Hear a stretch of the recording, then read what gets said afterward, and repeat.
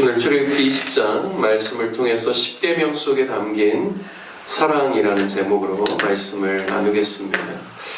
출애굽기 19장 후반에 보면 하나님께서 모세에게 시내산에서 말씀하실 때 산의 경계를 정해놓고 이스라엘 백성들로 하여금 그 경계를 넘어서 하나님께 나오지 못하게 하나님께서 경고하십니다. 하나님께서 혹시나 백성들이 그 경계선을 넘어 자신에게 나오면 백성들을 칠까 하셔서 백성들을 보호하시기 위해 경고하셨습니다. 성경을 보면 하나님을 직접적으로 보는 자는 죽게 되어 있죠. 하나님께 직접적으로 그분의 본체 앞으로 나아갈 수가 없습니다. 하나님의 본체를 인간의 눈으로도 볼 수 없습니다. 빛이신 하나님께서는 오늘 출애굽기 19장과 20장 말씀을 보면 짙은 구름, 빽빽한 구름을 산 위에 두르시고 또 시내산에 자욱한 연기를 내시면서 불 가운데 강림하셨다라고 말씀합니다. 하나님의 그 빛을 사람들이 볼 수 없기 때문에 그 영광의 빛의 광채를 백성들로 하여금 또 막아주고 보호하기 위해서 빽빽한 구름과 자욱한 연기를 통하여서 하나님께서 시내산에 강림하셨다, 그렇게 볼 수가 있습니다. 여러분, 사도 바울이 다메섹 도상에서 주님의 음성을 들을 때 주님께서 그 강렬한 빛으로 인하여서 사도 바울의 눈이 멀게 되고 보지 못하는 그러한 일이 있었다는 사실을 우리가 통해서도 주님의 빛을 직접적으로 이렇게 보는 것이 인간에게 있어서는 허락되지 않았다라는 것을 우리가 구약의 말씀을 통하여서 알 수가 있습니다. 하나님께서는 철저하게 당신의 백성들을 보호하기를 원하셔서 모세 외에는 또 일정한 경계선을 넘어서 당신에게 나오지 못하게 하셨습니다. 하지만 모세를 통하여서 하나님께서 이스라엘 백성들에게 계명을 주시길 원하셨기 때문에 먼저는 모세에게 그 계명에 대해서 일러주시고 또 그 계명을 모세를 통하여서 모든 이스라엘 백성들에게 전하게 하신 것입니다. 오늘 본문에 보면 십계명에 대해서 기록하고 있는데요. 오늘 20장 2절 말씀을 보면 나는 너를 애굽 땅 종되었던 집에서 인도하여 낸 너의 하나님 여호와니라 라고 말씀합니다. 십계명을 말씀하시기 전에 먼저 하나님께서 마치 서원처럼 하시는 말씀인데요. 하나님께서 이스라엘 백성들을 애굽 땅, 그리고 너희가 특별히 그 땅 안에서 종되었던 너희를 내가 인도하여 내었다라고 말씀합니다. 존 칼빈은 이 2절을 가리켜서 십계명의 서문이라고 하였습니다. 그러니까 십계명을 누구에게 주시는가? 바로 하나님으로 인하여서 구원을 입은 당신의 언약 백성에게 주신다는 것이죠. 십계명 모두가 그 계명 안에 우리를 향하신 하나님의 사랑이 들어있다는 사실을 저와 여러분이 알아야 합니다. 계명하면 물론 우리가 지켜야 될 하나님의 명령이지만 그것을 그냥 우리가 마땅히 지켜야 되는 명령으로만 받아들이는 것이 아니라 그 계명 속에 숨겨져 있는 하나님의 사랑, 우리를 향하신 하나님의 마음, 우리를 보호하시고 우리의 삶을 복되게 하시기 위해서 우리에게 정해주신 하나님의 그 마음을 우리가 말씀을 통하여서 우리가 발견해야 된다고 믿습니다. 십계명의 전체의 구조를 보면 1계명부터 4계명은 하나님과 우리의 관계를 위한 것이고 5계명부터 10계명은 특별히 우리가 이 땅에서 살아가면서 우리 이웃들과의 관계를 위해서 하나님께서 우리에게 반드시 지켜야 될 그런 내용을 우리에게 주신 내용이죠. 먼저 1계명을 보면 너는 나 외에 다른 신을 내게 두지 말라라고 말씀하시죠. 이는 결국에는 하나님의 백성들이 하나님이 아닌 다른 신을 가까이 두고 또한 하나님의 말씀이 아닌 세상의 사조와 철학과 유행을 따라서 사는 것이 결코 우리 인생을 행복하게 해주지 못한다는 사실을 우리에게 일깨워주고 있습니다. 하나님은 이스라엘 백성들을 이집트에서 구원하실 때 그들이 섬기는 신이 환난과 재앙 가운데서 진정한 구원을 베풀 수 없는 존재임을 만천에 알려주셨습니다. 애굽에 내린 10가지 재앙에게 있어서는 그 재앙의 그 모든 대상들이 그들이 섬겼던 신과 연관되어 있었죠. 그런데 하나님께서 내리신 재앙 가운데 그들의 신이 그들을 지켜주지 못했습니다. 애굽의 신들이 보호하지 못하였죠. 이스라엘 백성들에게는 참 하나님이 누구신가? 바로 여호와시다라는 것을 일깨워 주셨습니다.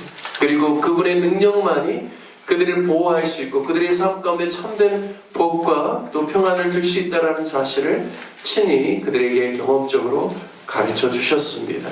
하나님께서는 당신의 백성들에게 너는 나 외에 다른 신들을 너희에게 두지 말라라고 합니다. 왜냐하면 그것들이 결코 그들을 지켜주지 못할 뿐만 아니라 그들에게 참된 복을 주지 못하기 때문입니다. 이 계명은요, 4절에 보면 너를 위하여 새긴 우상을 만들지 말고 그리고 그것들에게 절하지 말며 섬기지 말라라고 말씀합니다. 이 계명은 인간이 최상 최대의 걸작품이라는 사실을 가르쳐줍니다. 하나님의 형상을 따라 지음받은 가장 고귀한 존재가 인간이기 때문에 그리고 특별히 정말 하나님께서 구속하여 내신 당신의 백성들에게 정말 이 땅에 있는 어떤 동물이나 사물의 형상을 만들지 말고 그것을 절하지 말고 그것에 섬기지 말라라고 말씀합니다. 사람이 친히 다스려야 될 존재가 동물들이고 피조세계입니다. 하나님의 권위를 위임받아서 그 통치권을 세상 가운데 행사해야 될 그런 하나님의 사람들이 반대로 오히려 짐승이나 세상의 어떤 피조물의 형상을 만들어 놓고 마치 그것이 힘이 있는 것처럼 그것에 절하고 그것을 섬긴다는 것은 참으로 우매한 일이요 하나님이 가증히 여기시는 바라는 사실을 우리에게 일깨워주고 있습니다. 하나님께서 인간을 가장 고귀한 존재로 걸작품으로 만들었는데 정말 피조물을 우상화하고 그것을 섬기는 것은 하나님을 모욕하는 행위라는 사실을 우리에게 가르쳐주고 있습니다. 우리를 향하시는 하나님의 깊은 사랑이 배어 있는 것이죠. 세상을 다스릴 권위를 하나님께로부터 부여받은 하나님의 사람들이 세상을 다스려야 하는데 다스리지 못하고 오히려 그가 스스로 자신을 열등하게 여긴다면 여러분 그것은 하나님 앞에서 온당하지 못하다라는 사실을 우리에게 가르쳐주고 있습니다. 저와 여러분이 하나님께서 우리에게 주신 권위를 가지고 세상을 다스릴 자들로 그리고 세상 가운데 하나님의 통치를 나타낼 자들로 온전히 세워지는 귀한 은혜가 있으시기를 주님의 이름으로 축복합니다. 3계명은요 하나님의 이름을 망령되게 부르지 말라라고 말씀합니다. 이 망령되다라는 표현을 원어로 보면요 공허하다, 또 헛되다, 가치없게 하다, 잘못되게 하다라는 뜻입니다.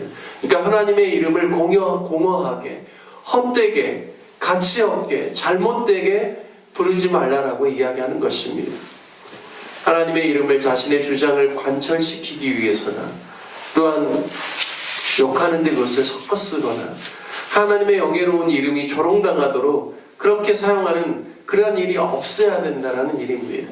마치 우리가 우리의 육신의 부모인 아버님의 이름을 우리가 함부로 부르거나 또 함부로 말하거나 또 아버님의 이름이 세상 사람들로부터나 다른 사람들로부터 업신여김을 받게 되는 것을 그 누구도 원치 않으죠.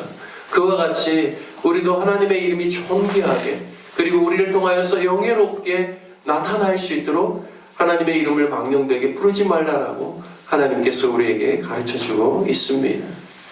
4계명은 안식일을 기억하여 거룩하게 지키라는 것이죠. 안식일은 하나님을 위한 날이 아니라 우리를 위한 날입니다. 하나님은 인생이 아니시니 피곤하거나 곤비치 아니하시고 하나님께서는 쉬실 필요가 없는 분이신 것을 하나님의 말씀을 통해서 이미 우리에게 가르쳐 주셨습니다. 하나님께서 곤비치 아니하시고 피곤치 아니하시는 분이 왜 안식일을 지정하셨을까요? 그것은 우리를 위함입니다. 안식일을 통하여서 우리가 하나님 앞에 나아가고 또 하나님을 묵상하고 하나님과 교제하고 하나님의 임재 안에 거하면서 하나님 주시는 힘과 또 하나님이 주시는 능력으로 충전되어져서 또 나머지 6일을 열심히 살아갈 수 있도록 하나님께서 우리를 사랑하시기 때문에 우리를 위해서 제정하신 날이 바로 그 안식일입니다. 따라서 이 안식일을 단순히 율법적으로 보는 것이 아니라 우리를 향하신 하나님 배려와 사랑인 것을 깨닫고 우리가 온전히 주님 앞에 나아갈 때 그리고 주님 안에 머무를 때 참된 쉼과 안식을 누릴 수 있다는 사실을 깨닫고 늘 주의 날을 소중히 여기는 저와 여러분 되시기를 주님의 이름으로 축복합니다. 5계명부터 10계명은 구체적으로 우리가 이 땅에서 살아가면서 우리가 가장 소중히 여겨야 할 가정과 그리고 사회 공동체 가운데서 하나님이 주시는 복을 누릴 수 있도록 하나님께서 우리가 서로 사랑하고 섬기고 도우면서 살아갈 수 있도록 우리에게 주신 명령입니다. 내 부모를 공경하라, 살인하지 말라, 간음하지 말라, 도둑질하지 말라, 거짓 증거하지 말라, 네 이웃의 집을 탐내지 말라. 사회의 가장 기본 단위인 가정 안에서부터 지킬 뿐만 아니라 그리고 또 공동체를 통하여서 사회 안에서 국가 안에서 이 계명들이 지켜질 때 그 사회가 안전할 수 있고 하나님으로부터 복을 받을 수 있고 그리고 또 무엇보다도 행복한 그런 삶을 영위할 수 있음을 믿습니다. 요한일서 5장에 보면 하나님을 사랑하는 것은 바로 우리가 그의 계명들을 지키는 것이다라고 말씀하십니다. 그리고 그의 계명들은 결코 무거운 것이 아니라고 말씀합니다.